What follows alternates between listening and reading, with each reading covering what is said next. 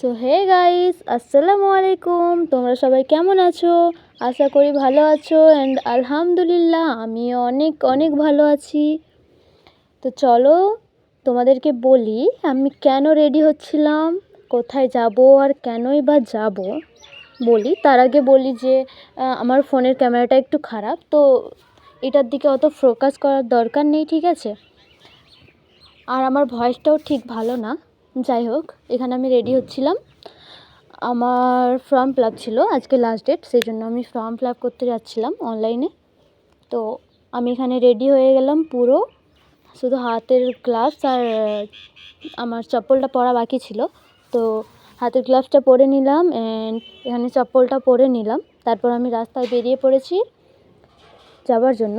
তো এই যে দেখতে পাচ্ছ, এটা আমাদের প্রাইমারি স্কুল। এখানে আমরা যখন ছোট্ট ছিলাম তখন এই স্কুলে আমরা পড়াশোনা করতাম। এটাই আমাদের প্রাইমারি স্কুল। আর এই যে যাচ্ছিলাম অনলাইন করার জন্য, আমি আর আমার ফ্রেন্ড এসে গেলাম। তো তারপর উনি বললেন যে 1 ঘন্টার মতো সময় লাগবে আমাদের অনলাইনটা করার জন্য। সেই জন্যই আমরা একটু বাইরে আসলাম।